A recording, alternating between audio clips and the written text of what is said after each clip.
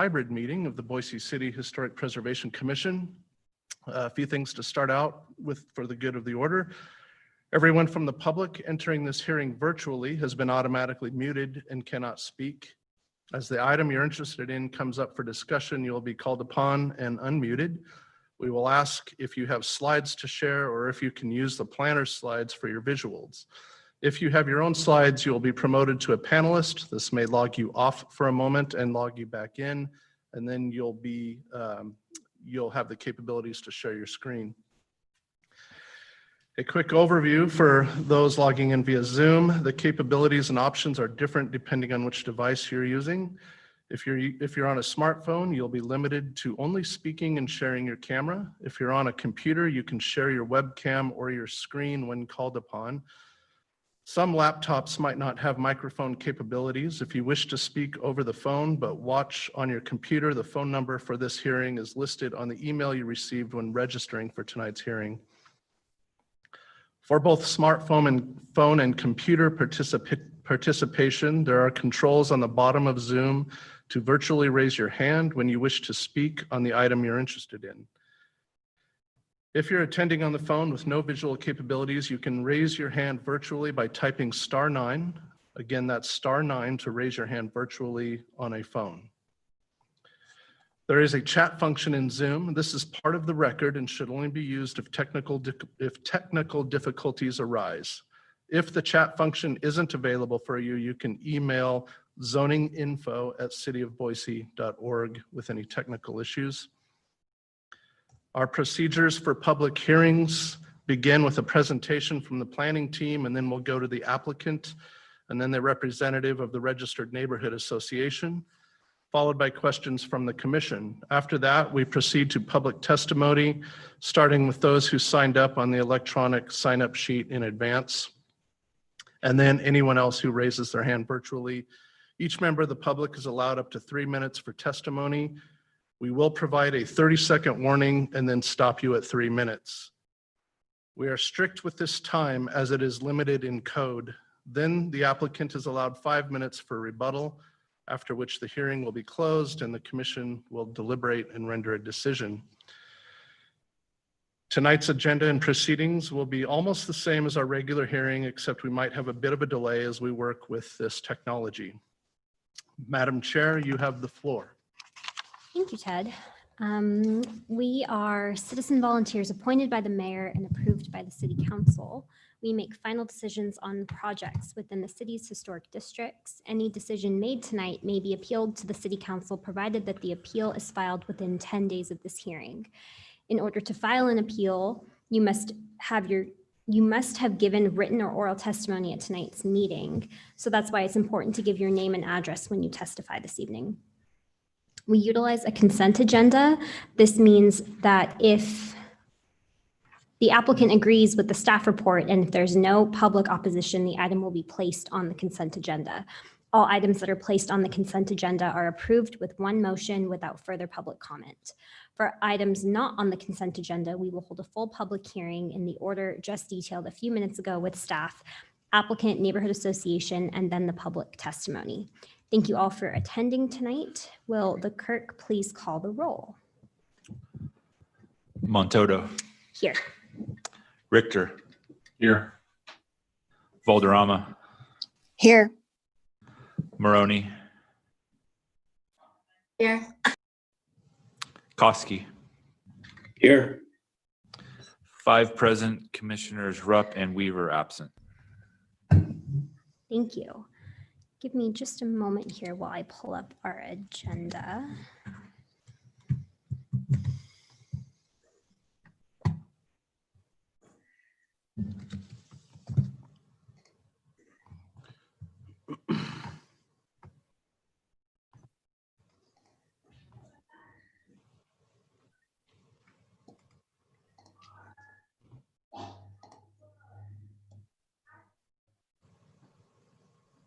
I've got the color wheel. I'm sorry.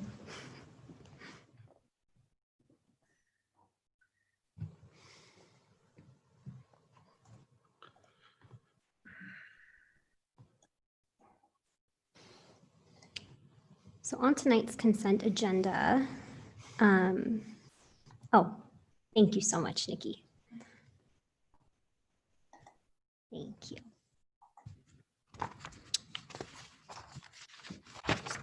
So we did have several items on the consent agenda this evening, starting with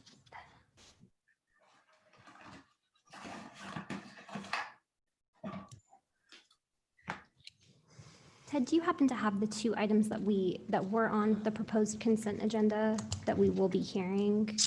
I don't have the email. Yeah, seemed to Madam just Chair, disappear. the DRH 2150 and DRH 2219 were asked to be pulled off of the consent agenda. Great, thank you.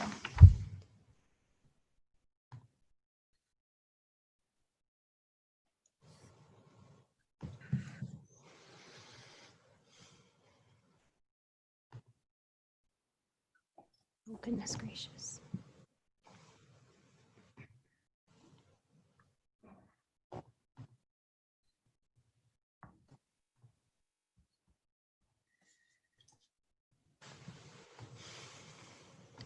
Here we go. Sorry about that.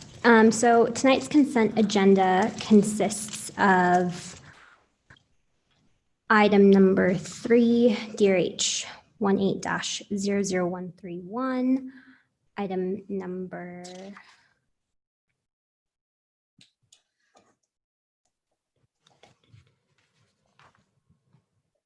one. Oh, sorry, they're out of order on my item. Can I just approve this consent agenda that I have in front of me without the numbers, or do I need to state every single item? Okay, sorry about that. So item number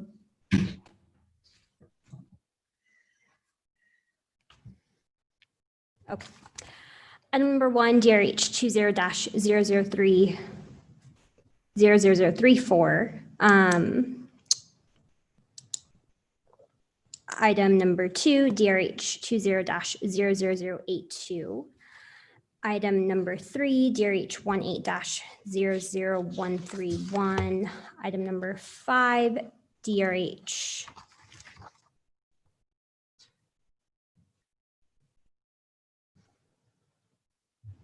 nope, just kidding. Sorry, they're all out of order from like the translation from the consent agenda to what I have in front of me. So, Okay, Madam Chair, item number 4 and item number 8 are the two that are pulled off. So the rest of the items you can Okay. read from the list. So. thank you. Okay, we'll try this again. So item number 1, DRH 20-00034. Item number 2, DRH 20-00082. Item number 3, DRH 18-00131. Item number 5, DRH 20-00200. Item number 6, DRH 20-00202. Item number 7, DRH 20-00210. And item number 9, DRH 20-00224 are all proposed for the consent agenda this evening. Are there any oppositions to this consent agenda? And may I have a motion if not? Madam Chair, I've got a quick question for legal possibly. I need to recuse myself from making any sort of vote to item number 7, DRH 20-00210. Should I just make that statement now and just recuse myself from making any sort of vote for that one specific application? Or can I not vote on the consent agenda at all?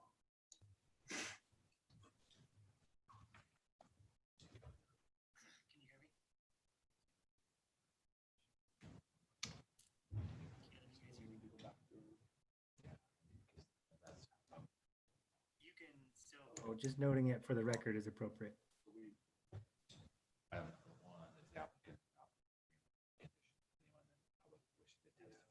Okay. No worries. So then would Noah's question just be answered when we come to that item? Yeah. Okay. Great. And Madam Chair, the findings, the two, number 1, 2, and 3 are not public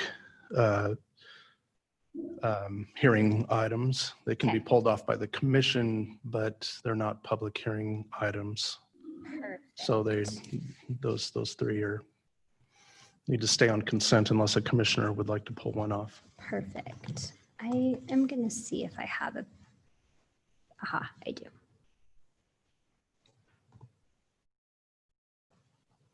Okay, great. So we're going to be going through each individual item on the consent agenda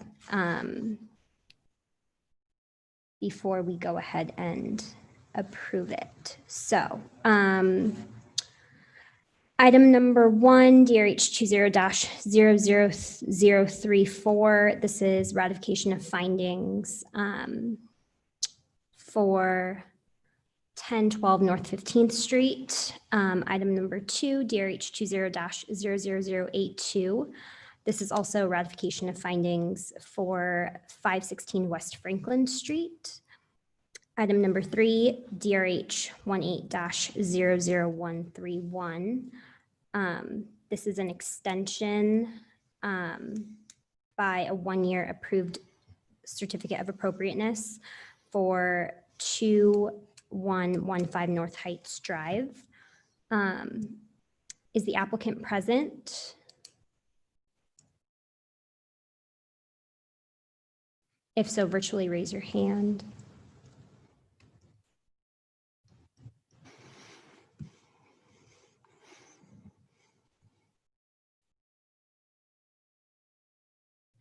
I'm not seeing anything on my end.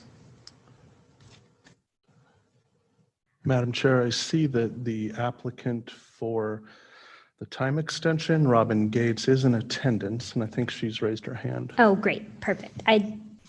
Perfect. Are you in agreement with the recommended conditions of approval? Yes. Great. Staff, was there any written opposition to this matter? Madam Chair, this is a time extension, so there's no public testimony or public hearing Fantastic. for the item. Thank you very much. Seeing none and based on the representation of the applicant, item DRH 18-00131 will be placed on the consent agenda. The next item for consent is item number 5, DRH 20-00200. This is for Frank Aldana at 1620 North 6th Street. This is a certificate of appropriateness request to demolish an existing 1-car garage and to construct a 2-story garage with an accessory dwelling unit in an R-1CH zone. Is the applicant present? Madam Chair, it looks like the applicant has raised their hand. Frank Great. Aldana. Does the commission have any questions on this matter? Great. Is the applicant in agreement with the recommended conditions of approval? Yes. Great. Staff, was there any written opposition to this matter? Madam Chair, there was not. Thank you. Is there anyone present tonight wishing to testify against this matter?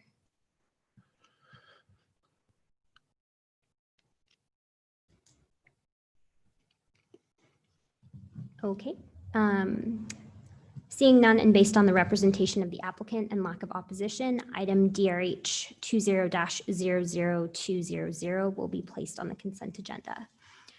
The next item is item number 6, DRH 20-00202, Raphael Strife at 916 East Warm Springs Avenue. This is a certificate of appropriateness request to demolish an existing garage and guest house and to construct a 2-story garage with an accessory dwelling unit in an R-2H zone. Does the commission have any questions on this matter? Is the applicant present? Please virtually raise your hand.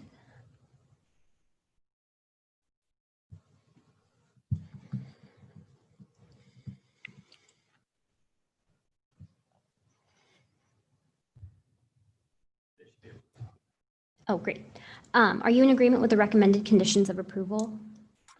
I am. Fantastic. Staff, was there any written opposition to this matter? Madam Chair, staff did receive late testimony from a neighbor who had no issues with the project in general, except they did not want to see a second story on the garage. I'm not sure if they're present or not. Okay. Okay. So item number 6 will be pulled off of consent, and we will be hearing that item. Next is item number 7, DRH 20-00210, Derek Hurd at 1403 East Warm Springs Avenue. This is a certificate of appropriateness request to move the historic CC Cabana House from its existing location to the subject parcel on Warm Springs Avenue. Also, a detached garage will also be constructed on the site. Also proposed is the house to be established as contributing in the Warm Springs Historic District. The property is located in an R-2H zone. Does the commission have any questions on this matter?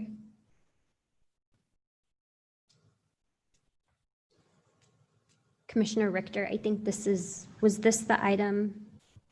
Oh, yeah, was this the item that you'll be recusing yourself on? Yes, that is correct. Okay, great. Does he need to restate that recusal, legal? No, okay, great. Is the applicant present? Yes, I am. Are you in agreement with the recommended conditions of approval? Yes, I am. Great. Staff, was there any written opposition to this matter? Madam Chair, there was not written opposition. There was support by several agencies, including Preservation Idaho and the Warm Springs Historic District Association. I would just like to confirm that approval of this item on the consent agenda would approve not only the house being moved to the property, but also approve the status of the house to be contributing in the Warm Springs Historic District. Thank you. Is there anyone present tonight wishing to testify against this matter?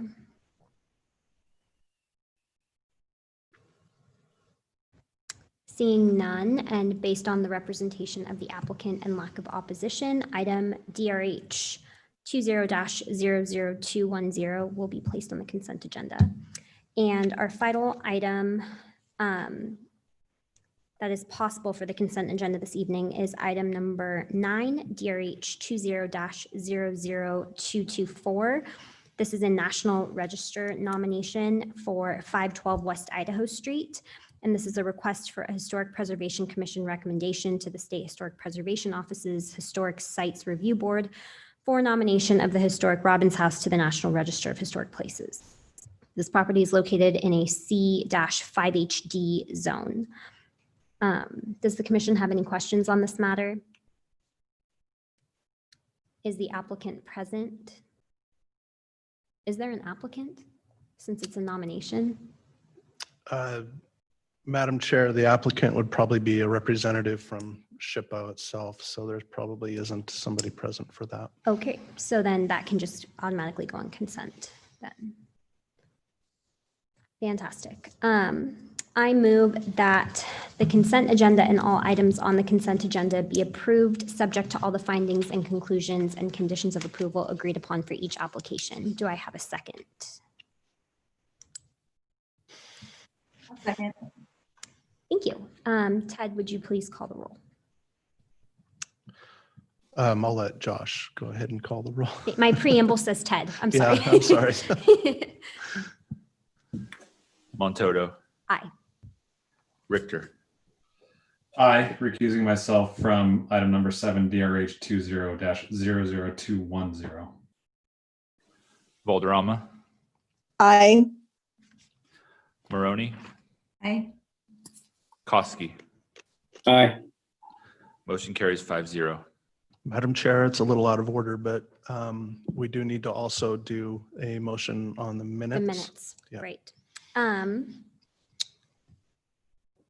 We have minutes from the May 11th, 2020 Historic Preservation Commission hearing.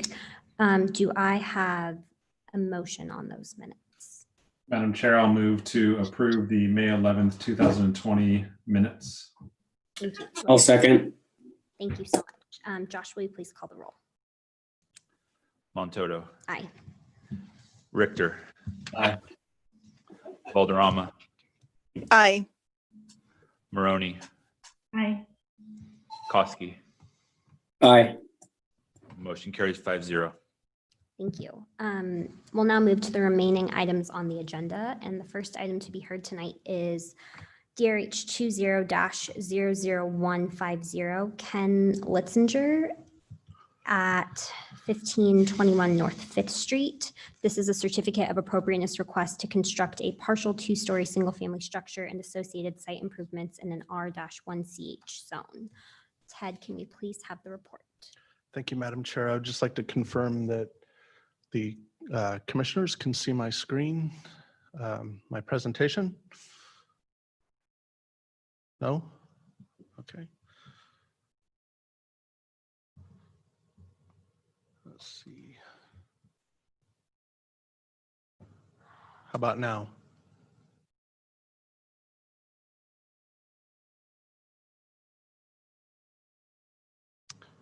All right. You'll have to share your screen just like you would at home from Zoom. Okay. There you go. Okay. Thank you. I assume we're good now. Okay.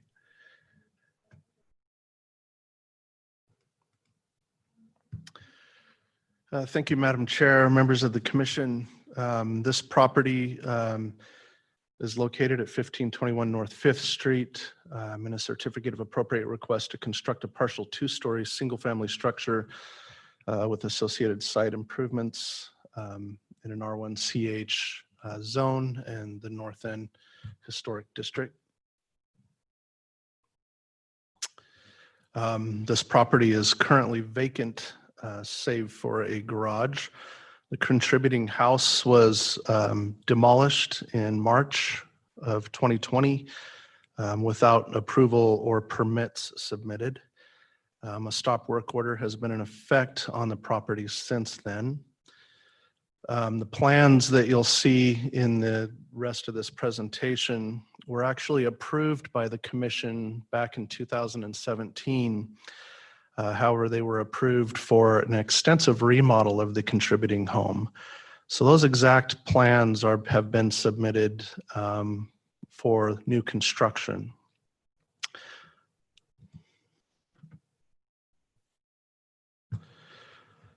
The project is proposed to meet setbacks and will be right at 35% lot coverage. As previously mentioned, there is currently an existing garage toward the rear of the property. Sherman Street runs to the north, so that would be the street side of the property. And then Fifth Street running adjacent to the east, which would be the frontage or the facade of the property.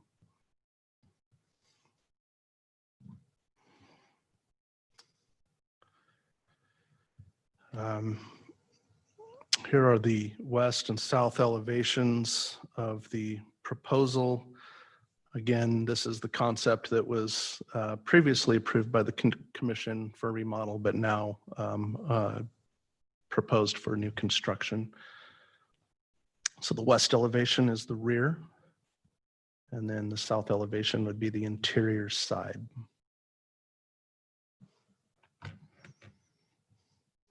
And that remodel, the 2017 remodel was a proposal for a rear addition, a basement, and then an expansion of the roof with the dormers.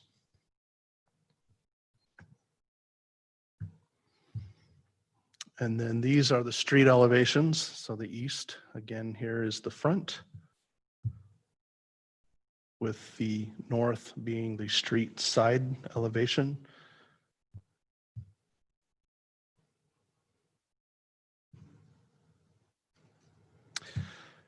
Again, in 2017, the Historic Preservation Commission approved the extensive remodel of the contributing house, which again included the basement, large sections of the roof to accommodate, reconstructed to accommodate dormers, and then a rear addition.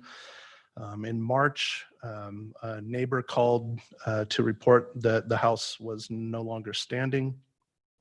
Upon confirming this, the building department placed a stop work order on the property.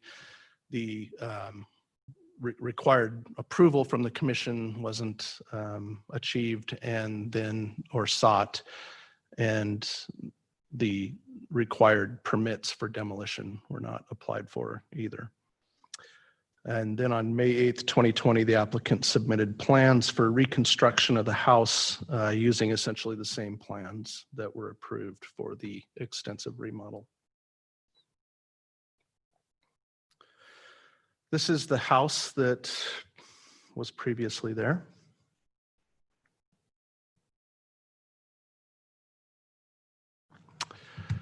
And staff is recommending approval, but I should add that this recommendation of approval is, as I indicated in the staff report, is not a support or any kind of condoning of what occurred with this contributing property. The loss of a contributing house in the historic district hurts the integrity of the historic district overall. However, staff has to review this application basically on its own merit. So with that, the project, in staff's review is appropriate, was previously approved by the commission. And so therefore we are recommending approval of the new construction with the conditions of approval in the staff report. Thank you. Thank you. Are there any questions for Ted?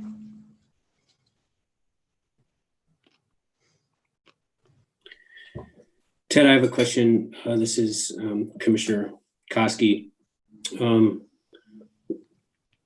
If there's a stop work order on this right now by the building department, what are the ramifications of them moving ahead on something where it was illegally torn down in the first place without permission? Madam Chair, Commissioner Koski, the stop work order is in effect until the Historic Commission approves the plans for new construction. So essentially, they're not allowed to do, since we found out about this in March, the stop work order was put in and they weren't allowed to perform any work on the property except for some cleanup. If the commission approves the project tonight, then the applicant, the stop work order would then the next day, tomorrow, be lifted. And after the 10-day appeal period is over, the applicants would then be allowed to construct the project. Without commission approval, the stop work order would remain in place until they achieved that, either approval from the commission or approval from City Council.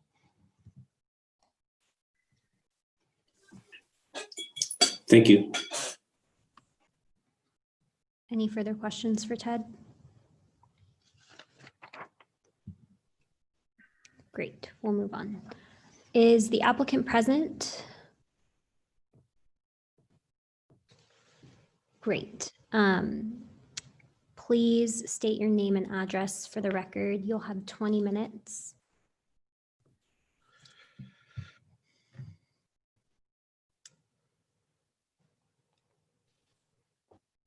Are you there? Yes. Okay.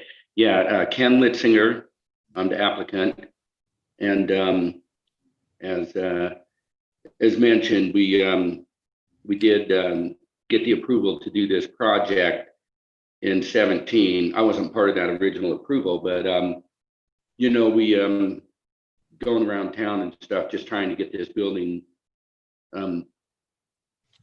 reconstructed the way we were trying to do it. We were became kind of a hazard for our employees trying to, most of this building went away anyway. There were a few remaining walls that needed to be left, which we did preserve originally, even though,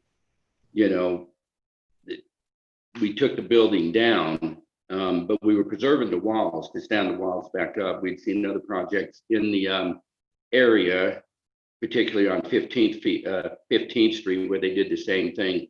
We submitted a letter explaining, what we did over there in the dangerous conditions and stuff, just to preserve a little bit of this building. Our full intent was to preserve as much as we could. The floor and everything was built on, the building itself had been added on to multiple times. I don't know when these other additions were added to this building, but essentially what we had over there was a floor system that had been scabbed on so many times that there was all these different heights and stuff, and we wanted to put a new floor on it.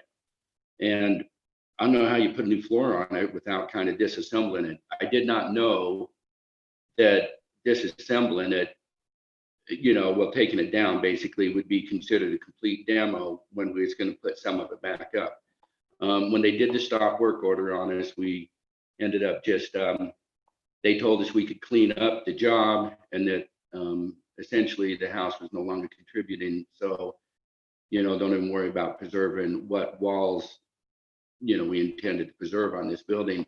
As you can see by the plans, it's considerably different than the original house that was on the project. As a matter of fact, you wouldn't know much of that house would have still been left there, with just a couple of walls that were going to remain. And again, we saved them walls, and we were going to use that lumber to try and put back a section of that house. So, if we did something wrong, well, I wasn't aware of it, to be honest. And really outside of that, I don't know what else to tell you. We did the best we could. Our intent was to save the walls. It needed a new floor. I don't know how you put a new floor on it without taking it apart. I built a lot of houses, and I just don't know how to do it. So anyway, outside of that, that's probably, I don't know what else to say. I can answer questions, but that's about all I know. Thank you. Are there any questions for Mr. Litzinger?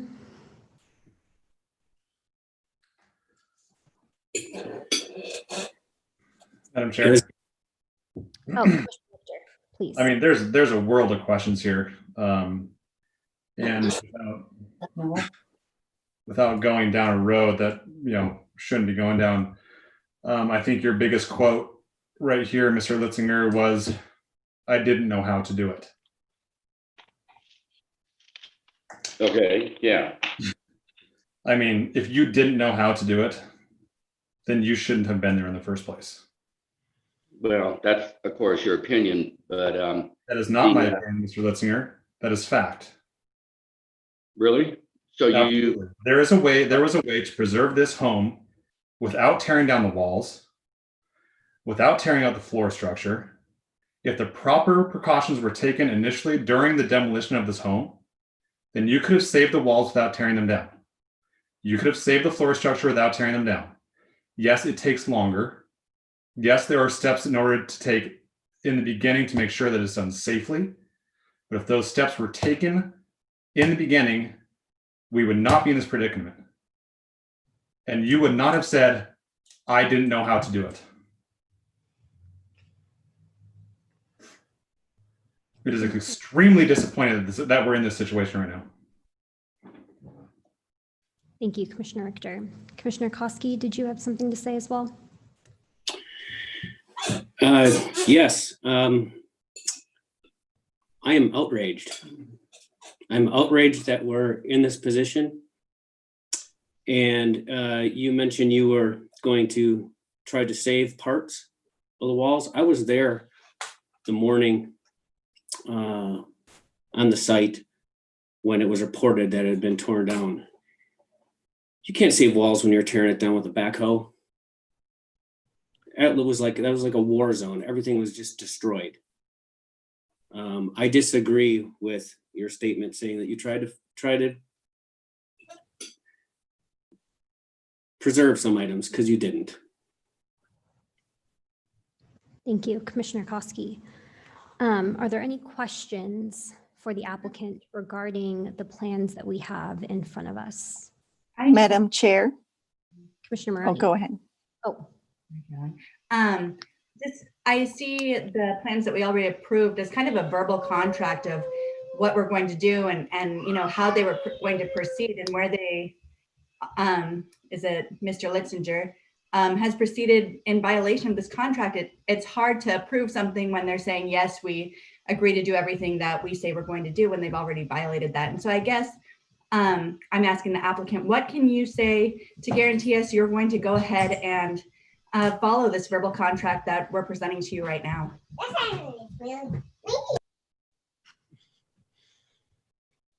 I mean, we're gonna build a house, you know, exactly as the plans, and can you guys hear me? I can't tell. yes. No. Okay, I'm trying, building the house back is not a problem, and I'm a little offended by everybody telling me. I saw what they did on 15th Street. They left 4 feet of walls in 2 corners, okay?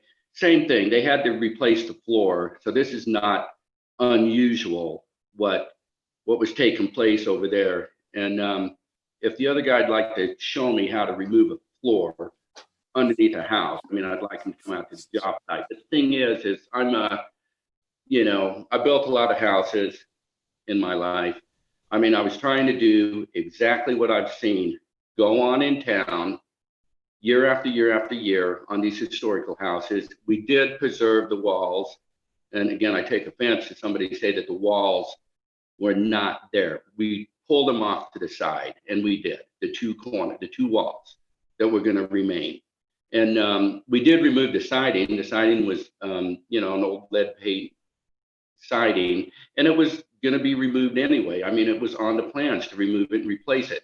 So I don't know how much of this thing was supposed to be preserved when the plans clearly showed that the 2 corners is about all that was preserved.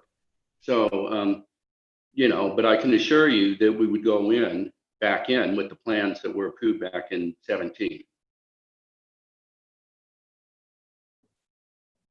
Thank you. Any additional questions for Mr. Litzinger? Madam Chair, this is Commissioner Valderrama. I just wanted to just say how disappointing this has been for our commission and our historic North End. And unfortunately, these type of things happen throughout the whole United States. And it's something that's very detrimental to our historic properties in our historic neighborhoods. As far as like cutting up a house like a piece of cake and putting the walls on its sides and assuming that we can put it back together like a Lincoln log is inappropriate to think of. And while yes, there may be other properties that have had something similar to this, perhaps probably for some of those, I'm not necessarily thinking the ones on 15th Street, but they could have also have had some sort of disappointments to the commission, to their historic integrity. So while one must also be conscientious of, can I do this project or not? I think also another element that we all need to, and I want to say this more on record, we all kind of need to be more conscientious of like where we can and can't accomplish something and ask questions. I mean, we're a commission, we could have probably have helped with questions, Mr. Litzinger, and maybe provided you, I don't know if our commission could do that, but I think asking questions is better than tearing down a historic property. So that's all I want to say. Thank you very much. Are there any additional questions for staff or the applicant at this point? Great, thank you. Is the Registered Neighborhood Association here to testify? If so, please virtually raise your hand.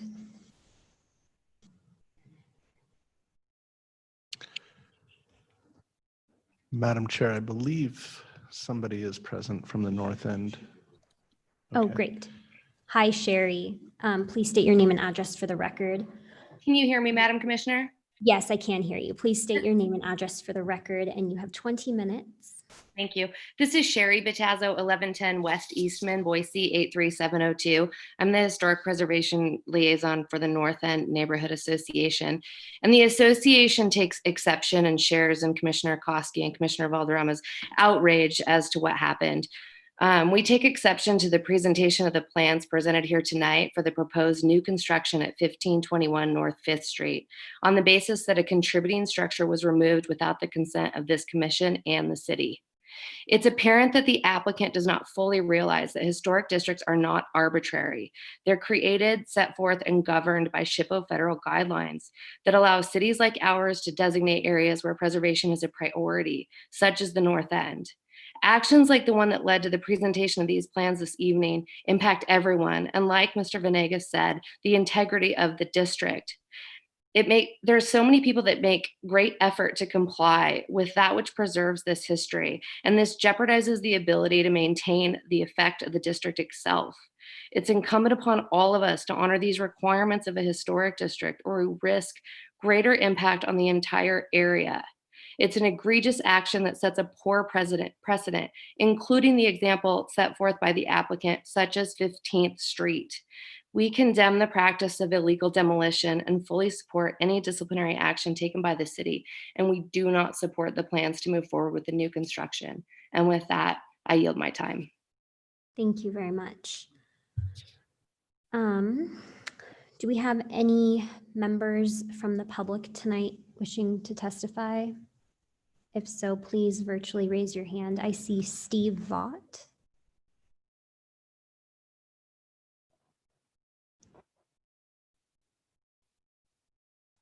Yes, can you hear me? I can. Steve, please state your name and address for the record. You have 3 minutes.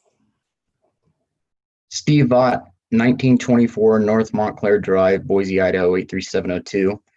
I am the homeowner of the property now, and I just want to let everyone know that our intention was to preserve the integrity of the property. Obviously, we did not know of the actions of severing the walls from the subfloor is considered a demolition. When looking at the city's code and reading the information, I don't see the true definition where it is defined as such. So that is nebulous to me, but problem is not for problem, problem's for solution and realization. I just want you to know that I purchased this property. I plan on moving into it. I'm stuck in a predicament and I would like to move forward. It will be a beautiful home when it's done. It will look the exact same as it did before in a replica I now presume semi-visible demolition. And in essence, I would just like the commissioner's approval to move forward with this project and get something built on the property, because now as it sets, it's just a public liability and we need to move forward and get something done. And the original plans and stuff that were approved, we can rebuild that home exactly as it was approved in the past, and it will be a beautiful home and fit in the neighborhood, cohesive with everybody.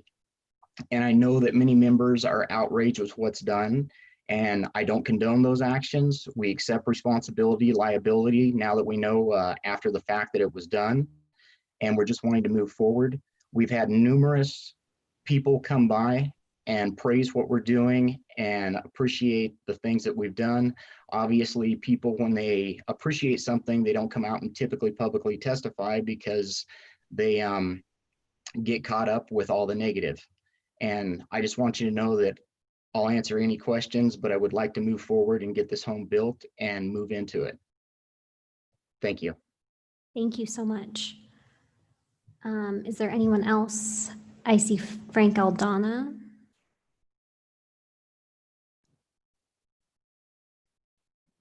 Hi, Yes, I'm here. I actually live just up the street from this property. It's been sitting there for at least 25 years. Mr. Um, Aldana, can I yes. stop and ask that you state your name and address for the record, Oh, please? I apologize. Yes, Oh, you're my fine. name is Frank Aldana, and I live at 1620 North 6th Street.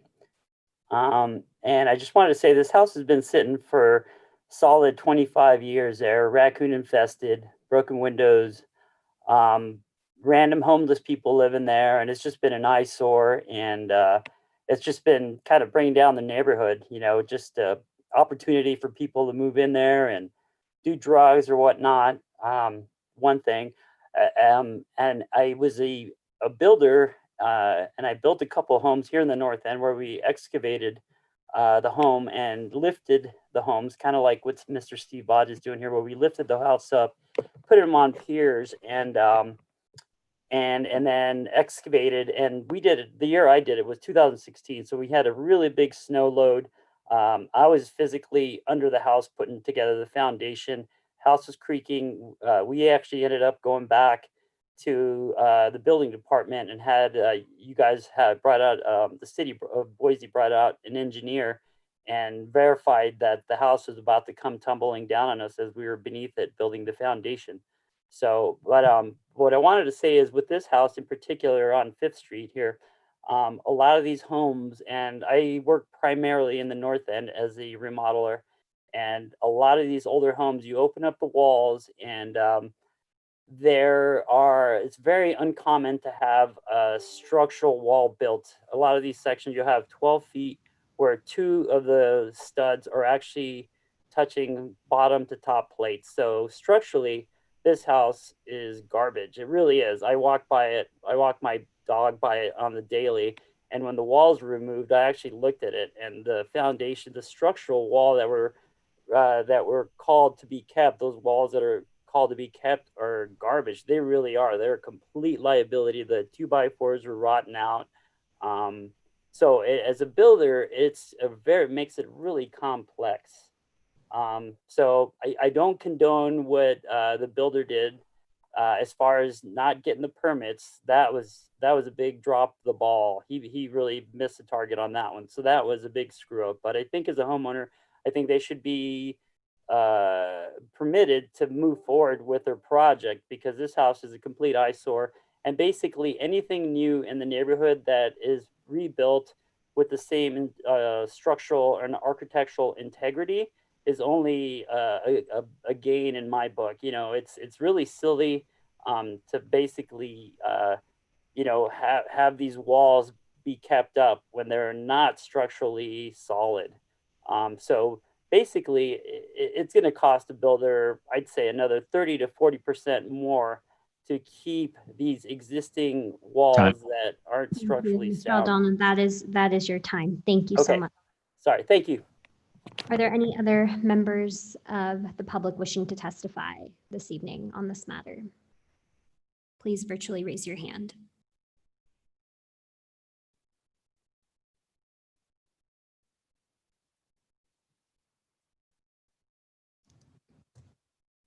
I'm seeing none.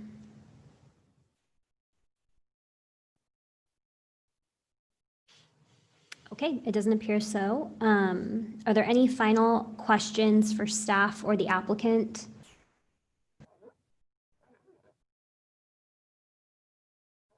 Okay, Mr. Litzinger, you have 5 minutes for rebuttal.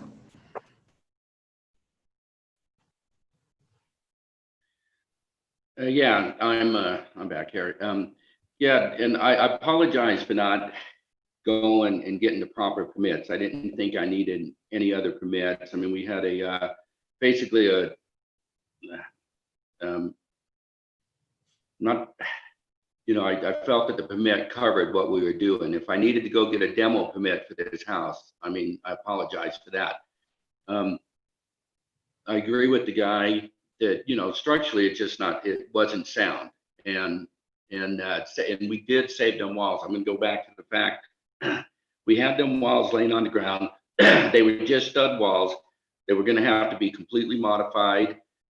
anyway for the new window locations, everything.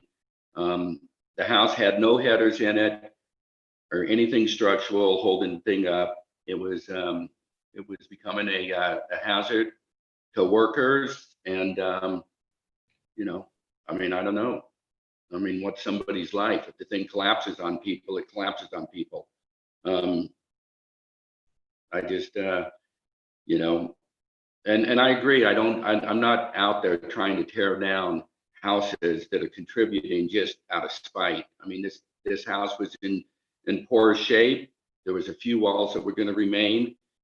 I saw what they did on 15th Street. I watched that job because I knew this job was coming up. I thought, well, must be how we need to do it. I will admit it's the first time I've done a full, you know, a full house refurbish like this in the North End. I've done a lot of smaller stuff, and it was a little bit different. And I felt like watching what they did on 15th Street would educate me enough to know what I needed to do on this project. And again, we tried to save the walls. Our intent was to save the walls. And I really don't know what else to say besides that, except, you know, I'm sorry if I didn't get the proper permits. I didn't know I needed different permits. So I guess that's all I have to say. Thank you. And with that, I will close the public portion of the hearing and we'll consider a motion or discussion on the matter. Madam Chair, this is Commissioner Koski. Yes. Without understanding or knowing exactly what kind of consequences are a result of taking down a contributing house. We are the Historic Preservation Commission. We're here to preserve and help preserve things that can't be replaced. And what I would like to do is I would like to move that DRH 20-00150. I'd like to move to table this. Thank you. Is there a second, or would there like to be further discussion? Madam Chair, I think there's a considerable amount of issues to discuss here as far as what happens to this property moving forward, to ensure that what is ultimately built on this property doesn't necessarily celebrate what was there, but builds a new future for what is to come. I have strong opinions that the house that is being presented today is merely a replica of what used to be there. And you cannot replicate history like that. So I will second Commissioner Koski's motion to table this discussion, because I think there's a lot of stuff that needs to be figured out before any sort of decision is made on what happens here. Because what happens on this piece of property in the future will ultimately define the future moving forward for that parcel. Thank you. Is there any additional discussion? Madam Chair, this is Commissioner Valderrama. I agree. We need to know more about what's going to happen at this property, and primarily also because we can't necessarily recreate a historic home. We can't make it look the same. That's not part of the guidelines. So I agree with Commissioners Richter and Koski. We need to possibly table this for further discussion. Thank you. I concur. I have a very hard time with this. I was not present for this application initially. I was recovering from having my son. So I'm not incredibly familiar with the situation other than what we're seeing today, and I'm incredibly disappointed.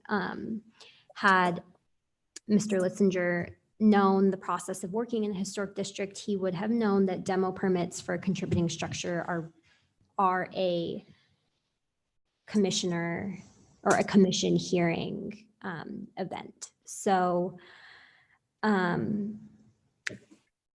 I would like to see a redesign, more detailed plans of this property as opposed to what has been presented, which were the initial 2017 plans. We don't want to copy and paste of something with new materials. We want something that will be congruous with the neighborhood. So I suppose we can go ahead and vote on this motion now, or if Commissioner Koski, would you like to potentially amend your initial motion to add specifics to what you would like to see for the applicant so that we are very clear in what we're wanting? Madam Chair, with a motion to table, no conditions can be applied to a motion to table. So I will keep my motion as stated. Great, thank you. Madam Chair, may I point of clarification? If this is going to be deferred or tabled, if it's going to be to a specific date, the commission would need to let us know a specific date that it's tabled to. Also, some specifics on what the commission is wanting to see when the applicant does come back. What is the applicant supposed to do or bring back to the commission when that date is met? Correct. Thank you, Ted. Madam Chair, this is Commissioner Koski. To put any kind of conditions or any of those requests like that with the motion to the table, that would then change that to a motion of reconsideration. And I will stick to my initial motion of motion to table, seconded by Richter.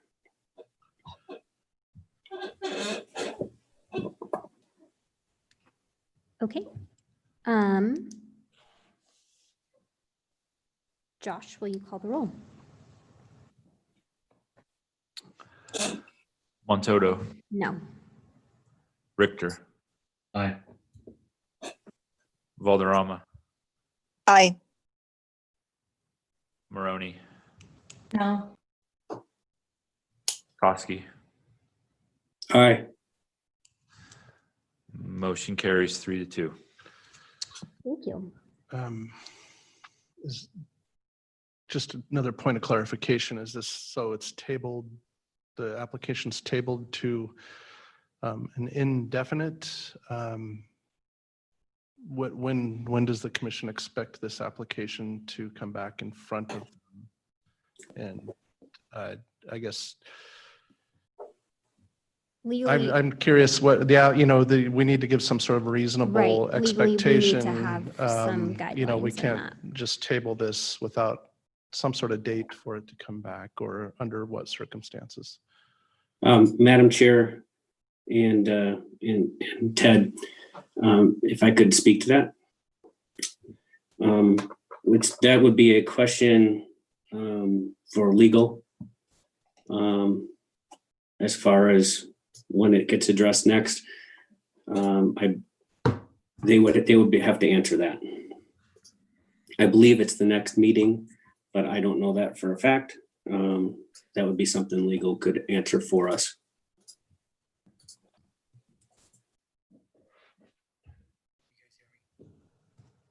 can legal speak to that?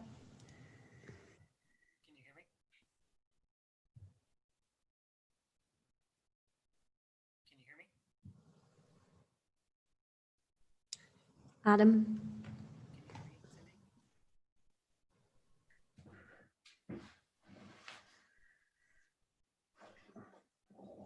Oh, Adam, it sounds like we can barely hear you. I can't even hear you on our end.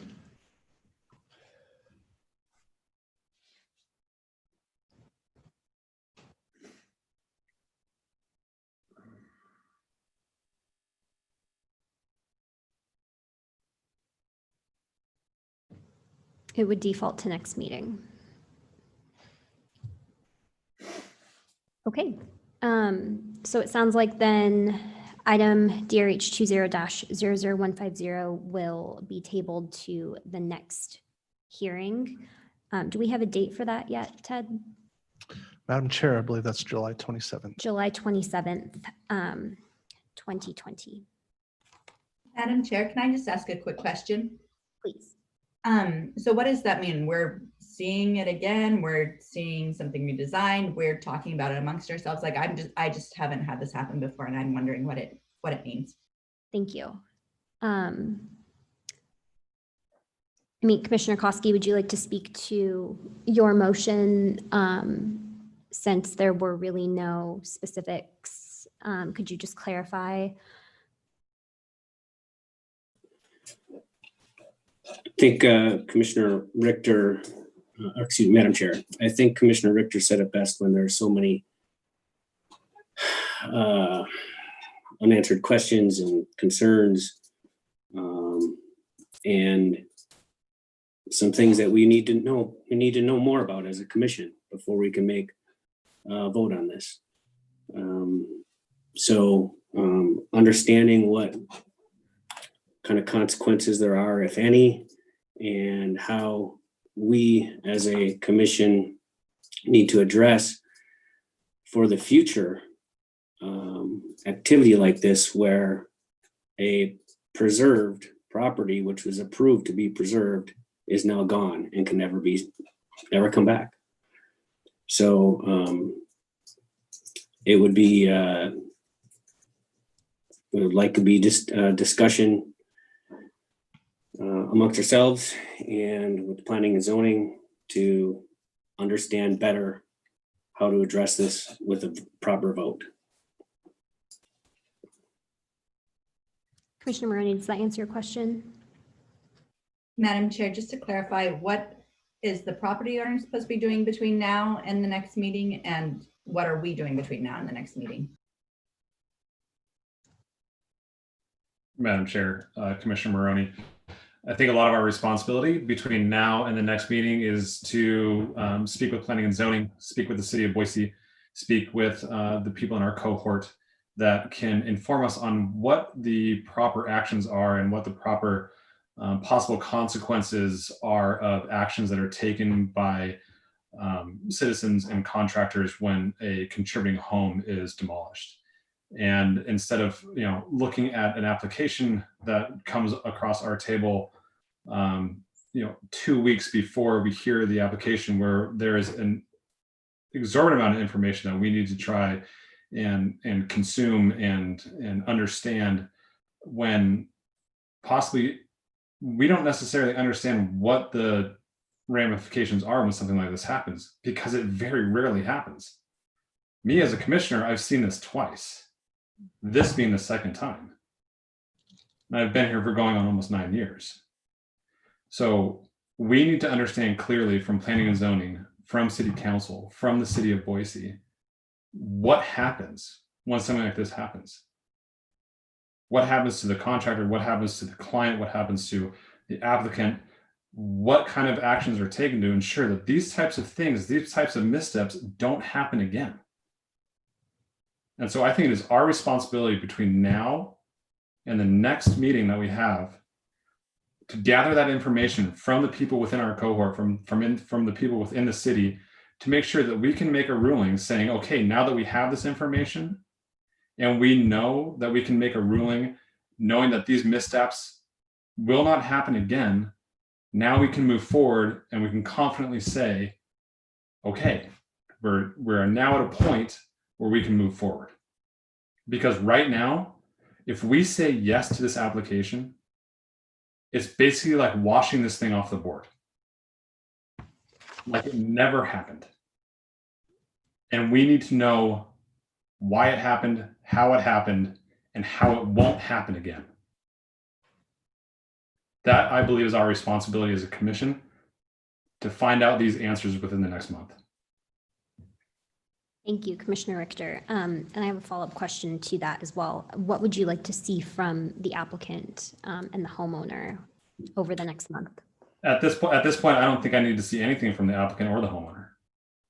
I think this is our responsibility as a commission to find out information that we need to find out. Great. So right now, I don't need to see anything from the applicant or the. We just need to have specifics in place for them That's correct. knowing what they're coming back to. So thank you very much.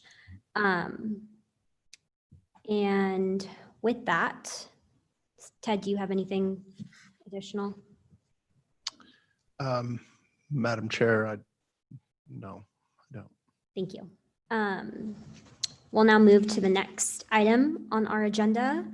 That is item number 6, DRH 20-00202, Raphael Strife at 916 East Warm Springs Avenue. This is a certificate of appropriateness request to demolish an existing garage and guest house and to construct a 2-story garage with an accessory dwelling unit in an R2H zone. Ted, can we please have the report?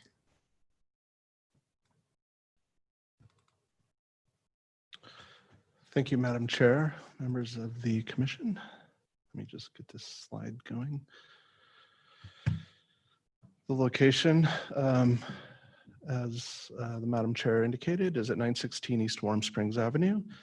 A certificate of appropriateness to demolish an existing garage and guest house and to construct a 2-story garage with accessory dwelling unit. Again, in the Warm Springs Historic District.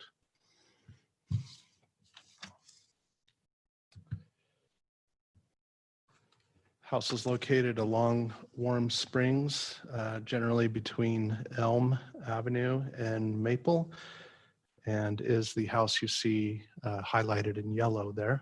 It is a 2-story house.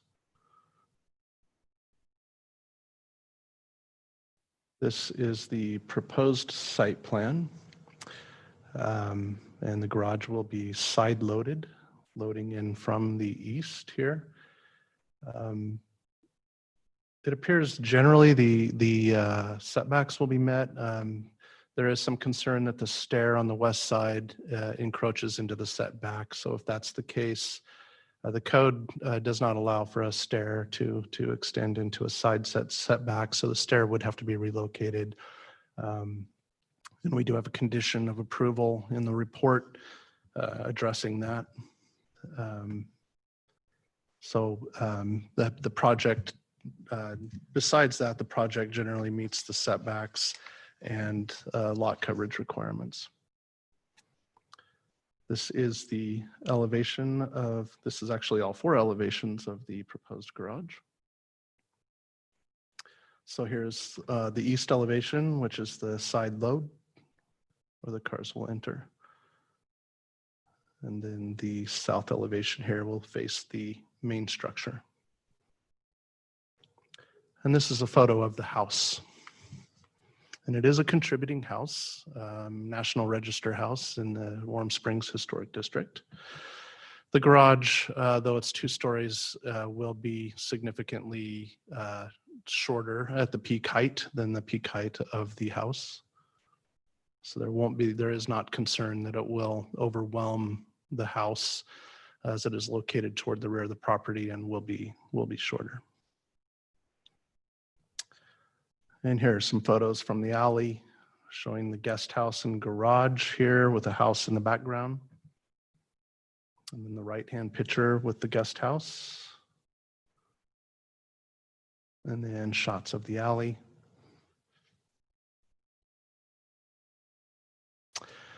Staff did receive some testimony after the packet was put together from the neighbor, one of the neighbors who was okay with demoing the existing structures and constructing a workable garage. However, they seem to be opposed to having a 2nd story on the garage. With that, staff does recommend approval of this application with the recommended conditions of approval in the staff report. Thank you. Sorry, thank you. Are there any questions for Ted? Great. Is the applicant present? Please virtually raise your hand. Great. Please state your name and address for the record, and you have 20 minutes. Hi, my name is Raphael Strife. I live at 916 East Warm Springs Avenue, and I am the homeowner. I'll make this brief. I read the staff report, and I agree with it. And I believe that this garage addition will be a significant improvement to the property. It will be consistent with the historic character of the neighborhood. We feel very strongly that preserving the integrity of the historic district is important to do, and we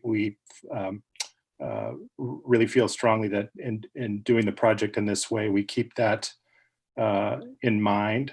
The reason for doing this addition is kind of twofold. There was an old garage. The garage that's there currently is an illegal garage. It was built before we purchased the house, and it's a perpendicular entry garage, and it is basically not suitable for modern cars. It doesn't really have the capacity to have a car turn into it and accommodate anything other than one sort of smallish car. And then, so obviously that's a drawback living on Warm Springs. As our friends, the neighbors can attest, they've had their own car damaged by traffic in the front yard next door to ours. And so it was very important to us that we find a way to accommodate our cars in a reasonable garage. And I think that's a point of agreement. The other structure is a very old, from what we can tell from the historical record, was a shed that was subsequently turned into a carriage house built on slab with significant water leakage at the base, leaky roof when we moved into it. It would require a fair bit of work to remodel, and that would allow us to preserve it, but at the expense of not being able to have a garage on the property. And so our thought was that if we put together a plan for a tasteful garage ADU proposal that meets all the historic criteria that have been set forth, that we would be able to continue to improve the property and be respectful of the historic district, which I believe we have. And our architect, Beth Lassen, I believe is in the audience there, and I will stop here and hand it over to her if she has any additional comments on the property as well, if that is appropriate. Other than that, I agree that this property this addition is appropriate, and I look forward to your decision. Thank you so much. Thank you. And we do have the architect in the audience, so I will turn it over to her. Please state your name and address for the record, and you have the remainder of the time. Hi, I'm Beth Lassen at 312 West Idaho Street. And again, I agree with the staff report and what the homeowner just stated, but I did have a couple little points of clarification. One is we will be moving the garage and the stair 2 feet to get it out of that side easement, which is not a problem at all. And one thing I did want to bring up is the letter of opposition of the second story from the neighbor. It stated in there that there was a precedent set by the commission previously rejecting a 2-story proposal on that alley, which would have been 921 Bannock Street. That 2-story garage was actually approved in 2017. The homeowner of that property, just for personal reasons, decided not to build that garage, that 2-story garage. So technically there really should be a 2-story garage on that alley. So to say that there's none have been approved is incorrect. So I just wanted to make that clarification. And yeah, other than that, I tried to meet all the guidelines. In fact, we brought lot coverage down, which never happened. So that was kind of fun. And yeah, it's well below the height of the house. And I will stand for any questions. Thank you. Are there any questions for Ms. Lassen? Great, thank you so much. Is anyone from ENA here to testify this evening? If so, please virtually raise your hand.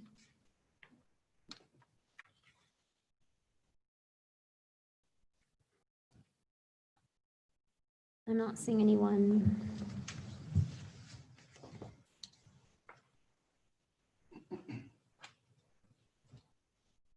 Okay, I'm not seeing anyone, so we'll go ahead and move to public testimony.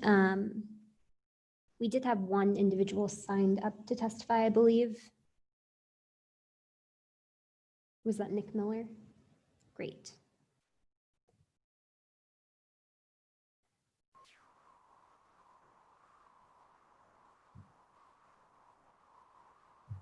So can you hear me now?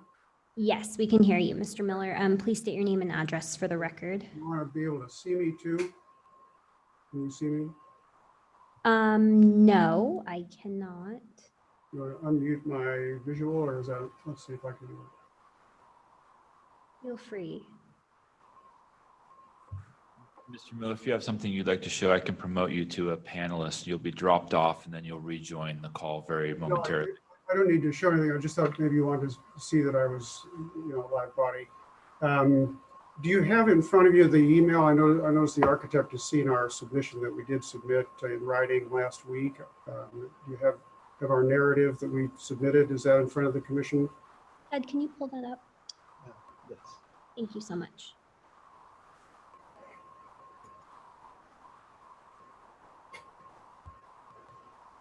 I'm just going to stop sharing this momentarily.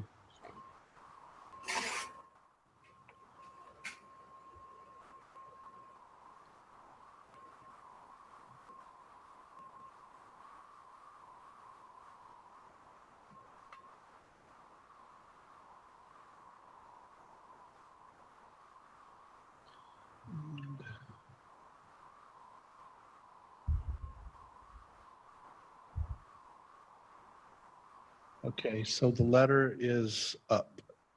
Okay. So Nick Miller and Kathy Silack, we live next door at 920 Warm Springs. Thank you for the chance to participate and present our thoughts to the commission. I think the email pretty much sets it out. I guess what I'd say, even though Kathy and I are both lawyers, we took a more practical approach and just walked the alley from Elm to Pierce, which is a 4-block section of the alley. We could have walked maybe Strawn to Pierce because that's 5 blocks where it dead ends at either end.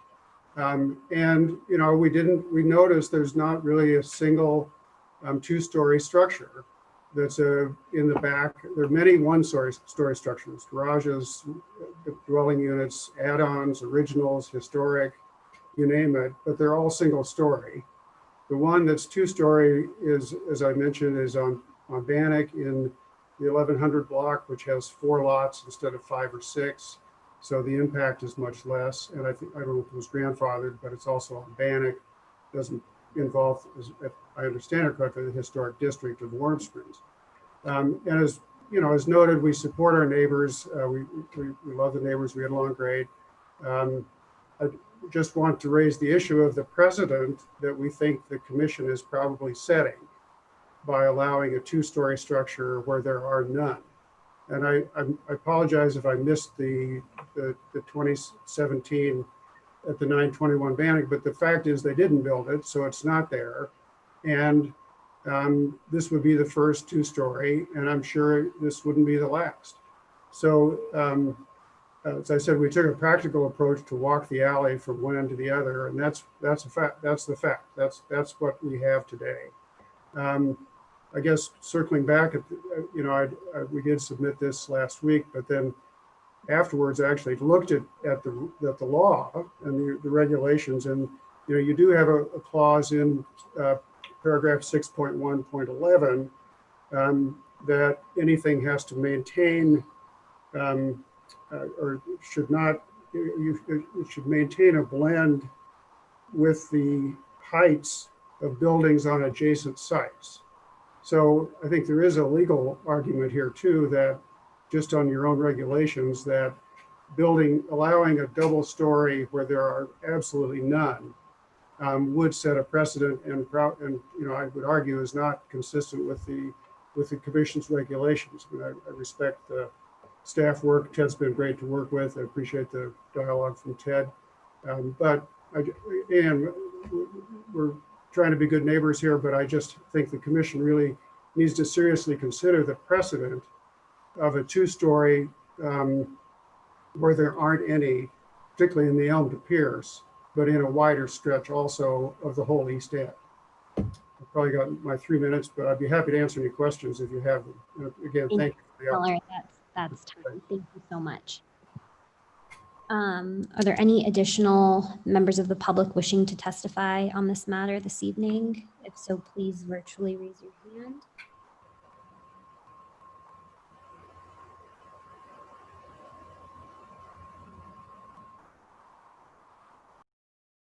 I'm not seeing anyone on my end. So with that, are there any last minute questions for staff or the applicant? Okay, if the applicant would like to come back, you have 5 minutes for rebuttal. Madam Chair, I'll just add that Ina did contact me via email just with some inquiry questions and no formal comments. They asked questions like, is the garage going to be taller than the house, and some other, are the setbacks met, and stuff like that. But they said that they weren't going to oppose the project. I don't believe Ina's present though. Great, thank you so much.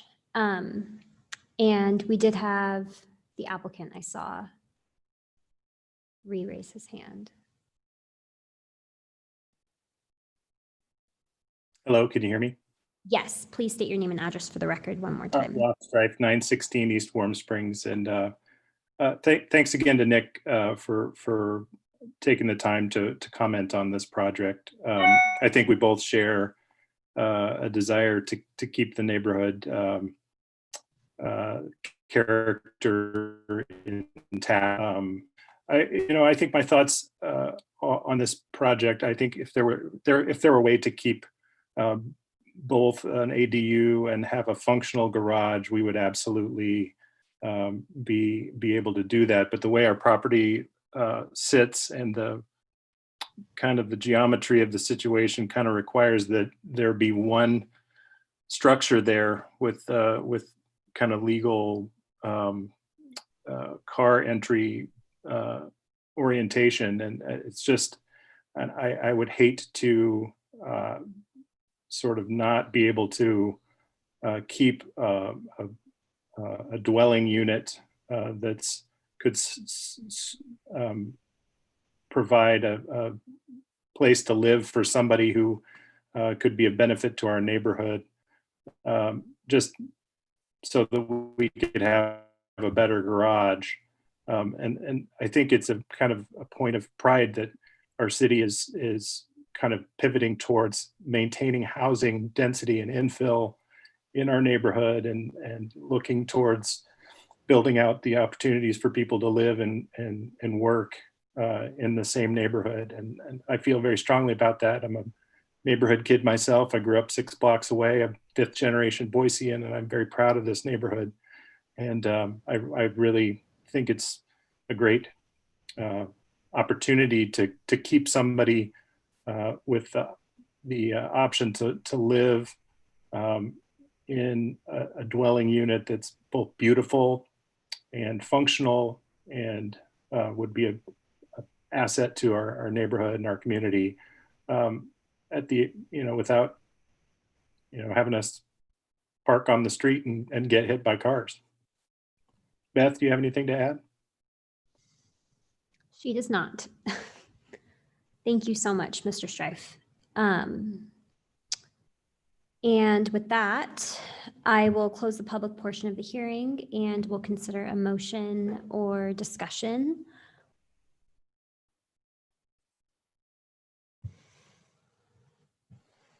I would just like to mention, and these are my own comments, with the city of Boise's push for more ADUs, to increase density, to relieve parking, on-street parking, especially on Warm Springs. Many of you are familiar with the huge slew of cars that were hit on Warm Springs. What was it, a couple of years ago?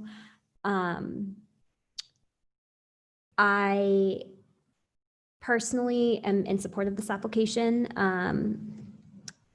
I think that this is exactly what we are needing in our historic districts, and I think the design is great. It's functional. I appreciate the applicant's flexibility on that side stairway, and I will be voting in support of this application.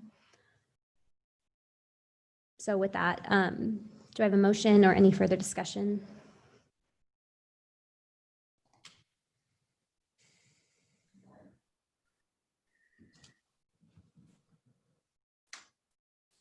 Madam Chair, I think there needs possibly need to be a little more discussion among the commissioners about it being incongruous with the surrounding structures, specifically on that street. I think Mr. Miller does bring up a good point, and that is a pretty big guideline that we have, and that I think we follow pretty closely as a commission as a whole.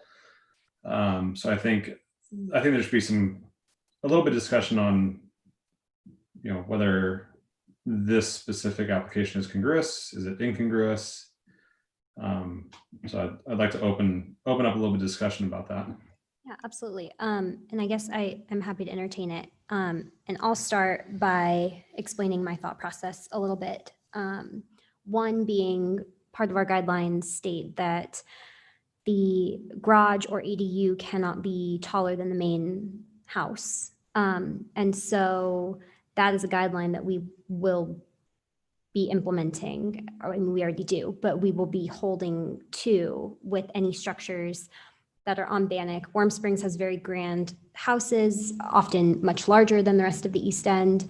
And so we're not going to be seeing homes on Bannock have these massive ADUs. They're going to be in scale with those guidelines. So I personally don't see that being much of an issue for us, setting a precedent. The guidelines are already a precedent. And so that's kind of where I'm lining.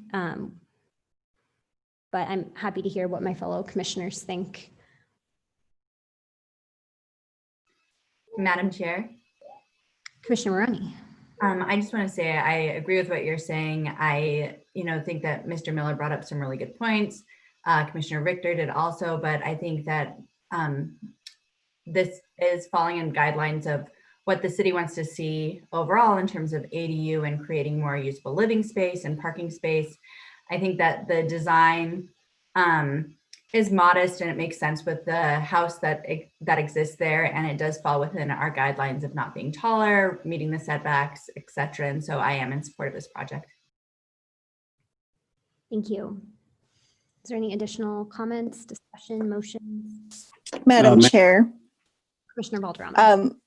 I had originally, when I read the description, when we get our documents and such, we have that brief little description that talks about what's going to be happening to that property. And my very first question was, why demolish when you already have kind of an ADU type dwelling there on that property? But given the evidence provided, I think just based on the lack of the garage, which is important, I believe, removing vehicles from the street creates much more walkability, safety for individuals in the street, obviously safety for the vehicles, and seeing that the ADUs have been kind of implemented in various locations with our guidelines in mind that the ADU not be larger than the main house. I think given those guidelines and seeing the evidence provided, I'm in favor of this property. Thank you. Is there any further discussion? Madam Chair, this is Commissioner Koski. I wonder if we could have staff pull up on the screen the photos of the adjacent properties, the alley photos. I believe it's page 206. Okay, there we go.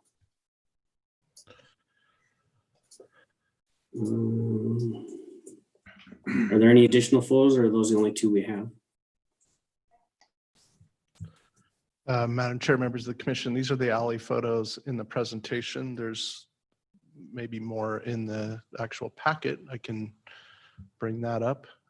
Yeah, if you could, Madam Chair, and Ted, if you could bring up, looks like packet page 207, 208, 209, 210, and 211.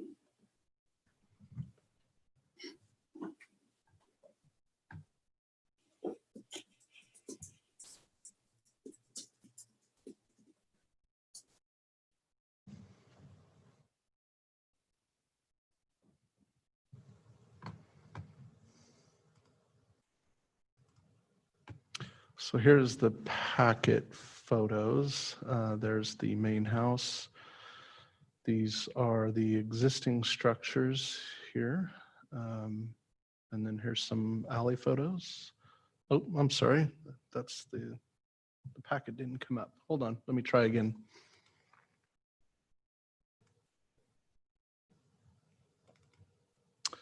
Okay, let me make sure I got the right deal here. Okay. So here are some of the photos that are in the presentation. And then some shots of the alley.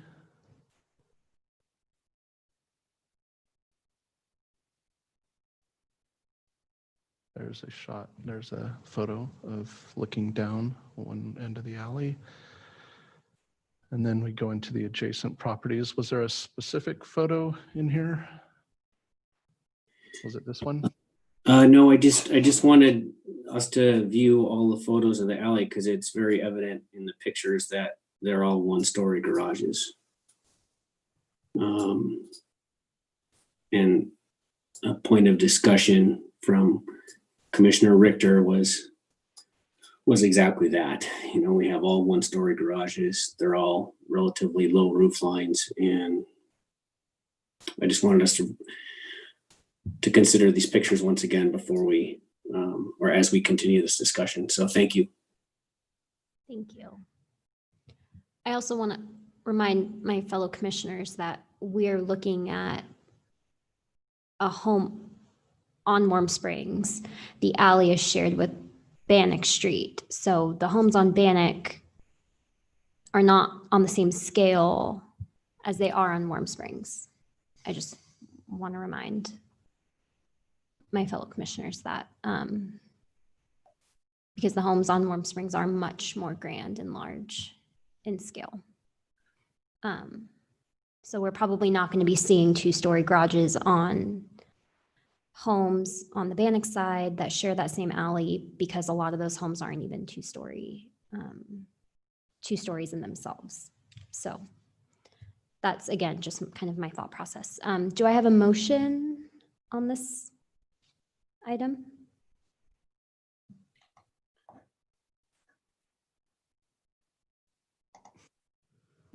Or additional discussion? Yeah, Madam Chair, Commissioner Richter, I appreciate everything that you've said as far as the scale of the homes on Warm Springs Avenue, and I myself was a victim of a car getting hit on Warm Springs Avenue because of lack of parking, and I appreciate that very much so. And you know, during this conversation, taking everything into consideration that Mr. Miller has brought forth. Taking into consideration our guidelines, taking into consideration the discussion that we've had here, I feel that this project could move forward successfully. I feel that the property does accept a structure like this. I think it's designed very well. I think it's designed sensitively, and that was never really in question.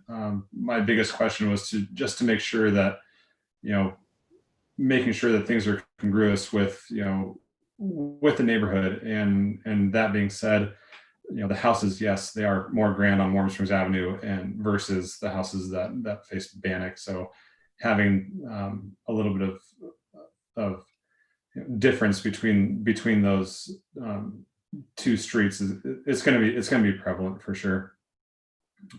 So that being said, with the discussion that's been had with the commission,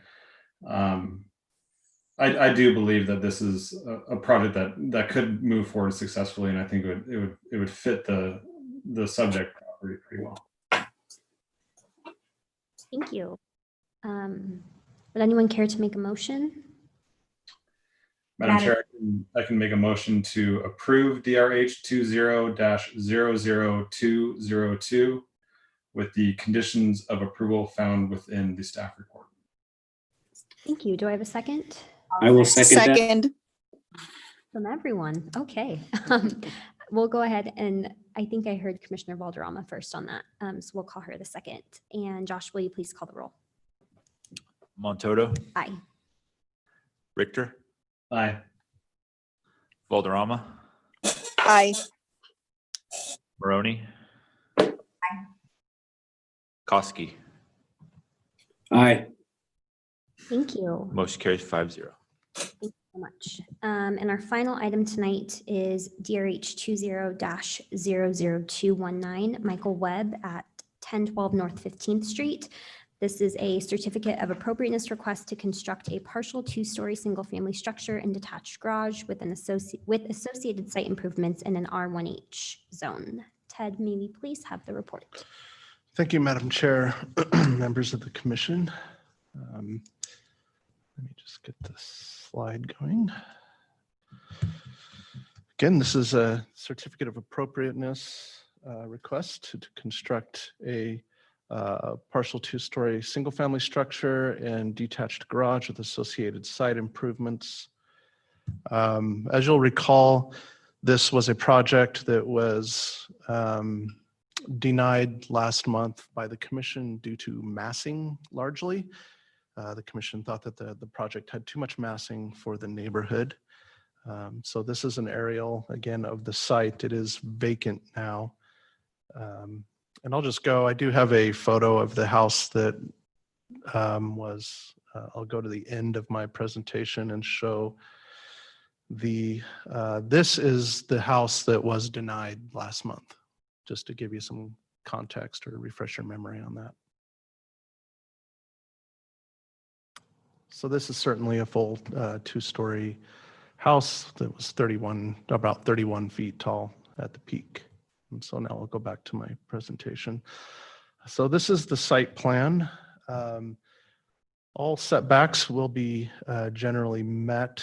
However, on the garage at the rear of the property, the required 22 feet of backup space is supposed to include a 3-foot buffer to the adjacent property. So that has not been provided.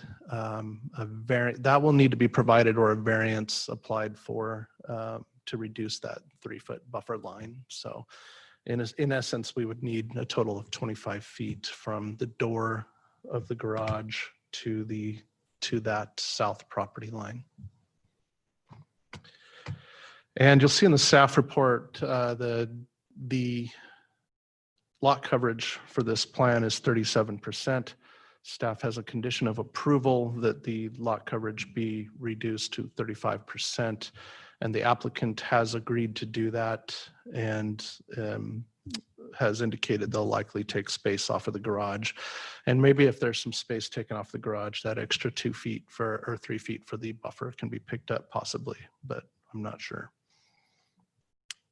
But overall, the site plan is compliant.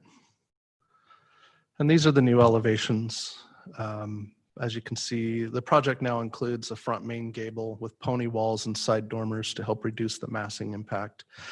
The peak height of the project has been reduced from 31 feet to 26 feet 9 inches. So there is a good drop in the height of the building.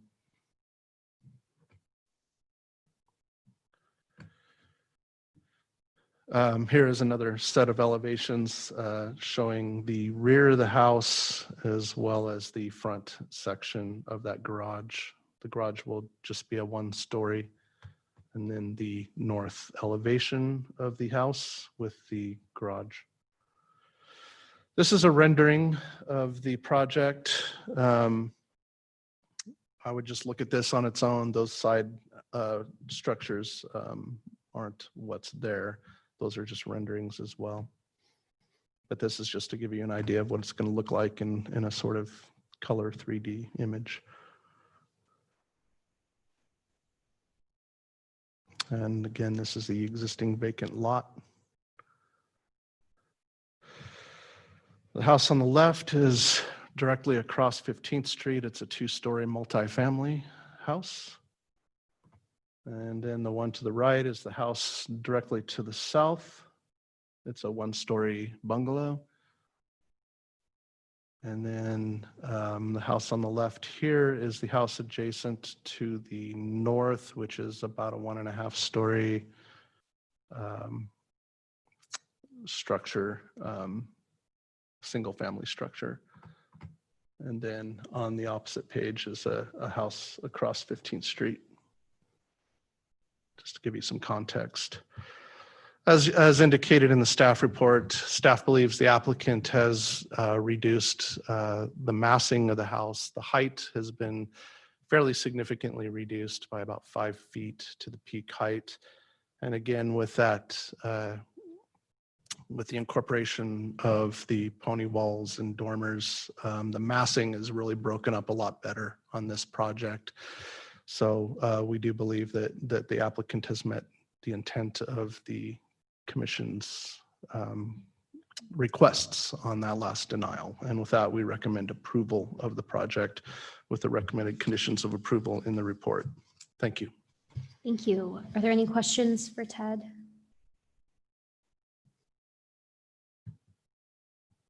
Okay. Is the applicant present?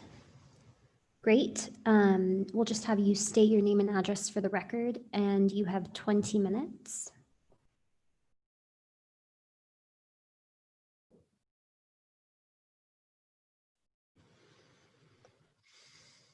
Good evening, everyone. Can you hear me now? Yes. All right, good evening. My name is Michael Webb. The address that we are looking to build is at 1012 North 15th in Boise. Currently, we live at 15911 Atkins Place, San Diego, California, 92127. So going back to what Ted had mentioned, we did want to take the massing down quite a bit following the recommendations from the commissioners last time. If you look at the packet, and then, Ted, I'm not sure if you can bring this up, but on page 325 of the packet, it shows a rendering of the house in between the two adjacent structures. So we have the actual property and how the house would look next to them to try and give a better perspective. Okay, I'll look for that. Thanks, Ted. So while Ted's bringing that up, as he mentioned and noted, we did bring the peak height of the house down approximately 5 feet. And then another thing we intentionally did was starting on the dormers for both sides, we pushed those dormers back to start about 12.5, 13 feet from the front of the house.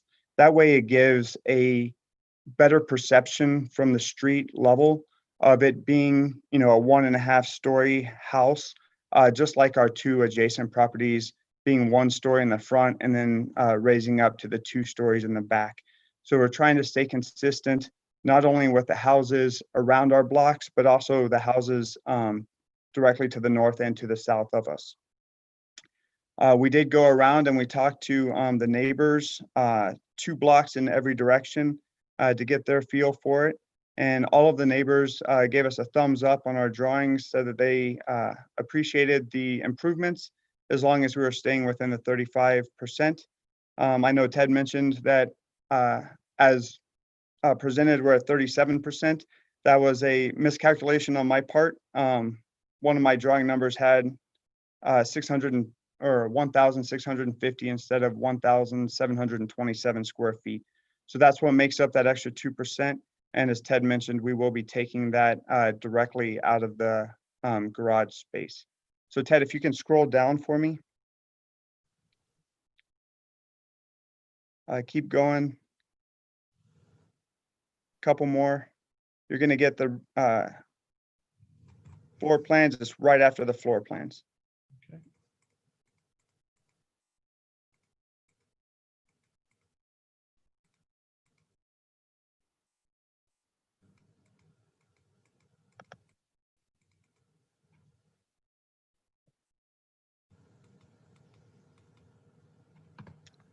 So this is a photo of the house with the actual houses adjacent, the blue one on the north and the maroon and yellow one to the south of it. And those are the actual trees and the foliage that's there currently. Ted, can you go down 2 photos for me, please? And you can see from the photo that's shown right there how we had offset the gable to try and mirror more of that 1.5-story look of the house that was previously there. Ted, can you also go to slide 318 for me, please?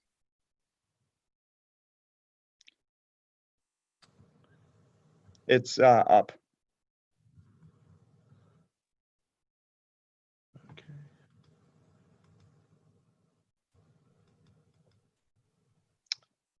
So it's the bottom one of those two, the photo.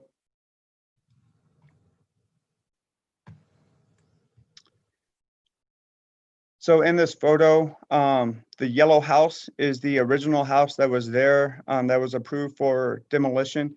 As you can tell, looking at the peak of that house and the original house, it did have the true 1.5-story look in the front, which is similar to what we're going for. The peak height is significantly higher than the houses both to the north and south of it. So again, we're trying to stay true to the neighborhood and true to what the original house looked like there. Also going around virtually looking at the houses in the area is how we came up with our redesign to try and better fit the other houses and facades of the houses in the neighborhood. That is all that I have, pending any questions. Thank you. Are there any questions for the applicant? I'm seeing none. Thank you so much, Mr. Webb. Is Ms. Battazzo from the North End Neighborhood Association here? Perfect. Sherry, go ahead and state your name and address for the record, and you have 20 minutes. Thank you, Madam Commissioner. This is Sherry Battazzo, 1110 West Eastman, Boise 83702. On behalf of the North End Neighborhood Association, we appreciate the changes that the applicant made, reducing the massing and the height of the structure. And with the exception of the lot coverage, which I believe he said was an error, holding to that 35%, we support the project. Great, thank you so much. Thank you. Is there anyone from the public wishing to testify? Please virtually raise your hand.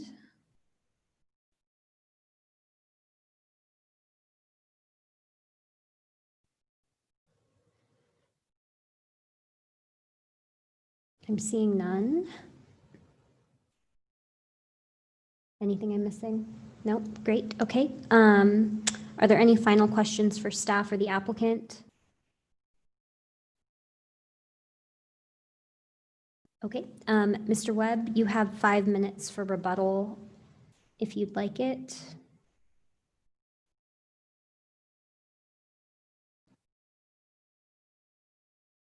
You just virtually raise your hand one more time.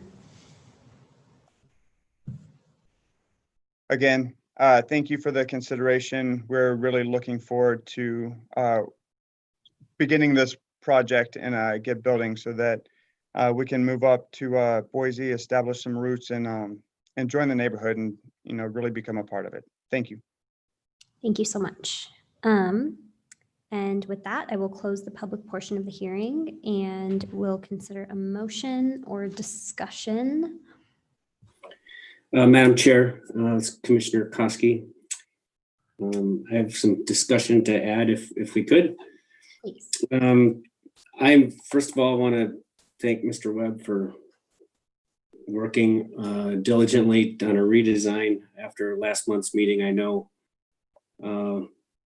very significant changes need to be made or even starting over. And I appreciate his efforts and look forward to seeing him on the street in town in Boise sometime soon. So, but with that said, I'm concerned on the massing of this house. Even so, it's an unusual block, and if we could have staff pull up page 306 on the staff report, it's the overhead shot. It's an unusual block in that there's 6 houses on it, and often there's only 5 in a stretch like this. So the houses are small, they're skinny, and when you're considering width of a new building, yeah, it's page 306, Ted. Okay.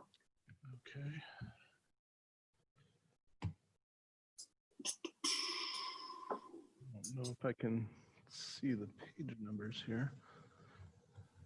Is it? It's the overhead Google Maps shot, which you should be. Yeah, there you go. I just want to note there that there's six houses on that block, and you can see how skinny they are, or when the additions have been put on, they've been put onto the back.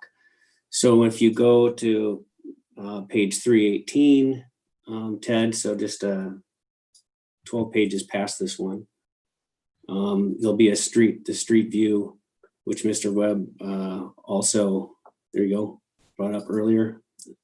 Okay. I think you passed it up. There you go. This is with the old house.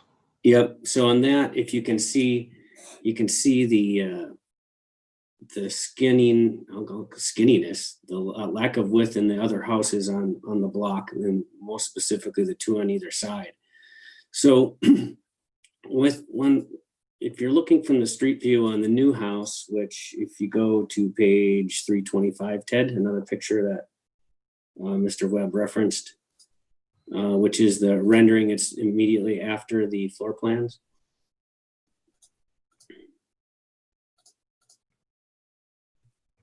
There you go. So what you're seeing in this rendering is the width of the house that is completely maxed out on the property as far as the guidelines go. It's got the minimum setback on both sides. It's got the maximum square footage allowed of lot coverage. Height wise, I believe it's much better for sure. And I'm probably okay with the height wise, but with the width of the house this wide and the full width porch on the front, its massing is significant compared to the other houses on that block. And I do appreciate the fact that the dormers were set back. That makes a big difference. But I feel, and I feel that the width of the building being maxed out as much as it is with the full width porch really is significantly different from the rest of the block. If it was a smaller porch right in the middle, or if the building wasn't as wide, I probably wouldn't even be having this conversation. But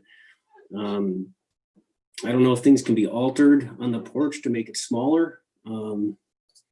But I guess those are my comments that I'm concerned when this house gets put in like this, it's gonna overmass that entire side of the street and the other houses are next to it.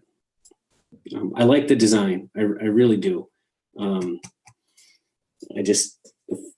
width is something that I think we need to consider, as in our guidelines on 5.2.6, which addresses massing and width. So I would be interested in other commissioners' opinions. Thank you. Thank you, Commissioner Koski. Does anyone else have comments to add to the discussion? Madam Chair, Commissioner Richter, I hear Commissioner Koski's concerns as far as the overall width of the home. Although it does fit within the side setbacks that are found not only within our guidelines, but also within City of Boise building codes. The applicant has done an immense amount of work in order to fit within our guidelines. And yes, the previous application was by far, in our opinion, as we voted previously, unacceptable as far as being a home that could be built on that piece of property and be acceptable within that neighborhood. I think the applicant has done, like I said, a fair amount of work in order to make sure that his project can go through. That being said, I think it's a good fit for the property. I think it fits within our guidelines. I think it's going to be a great addition to the neighborhood. The design is very well done, and in my opinion, I would support this application. Thank you, Commissioner Richter. Does anyone else have anything to add to the discussion, or I will also entertain a motion? Madam Chair, Commissioner Morocco here. I just want to say I wasn't at the last meeting, so I wasn't able to see the first rendition of this, but looking at these plans, it meets our guidelines. I think the design is interesting and unique. It's beautiful. Oftentimes we don't see houses that have a lot of character come through, especially when they're built from scratch, and so I appreciate the design. And in my opinion, I think I will be supporting this project. Thank you so much. With that, I will entertain a motion. Madam Chair, I will move to approve DRH 20-00219 with the conditions of approval found within the staff report. Thank you. Do I have a second? Second. Thank you. Josh, will you please call the roll? Montoto. Aye. Richter. Aye. Valderrama. Aye. Maroney. Aye. Koski. Nay. Motion carries 4-1. Thank you. And that is all we have this evening. So thank you everyone for attending, and we will see you next month. Thanks, everybody.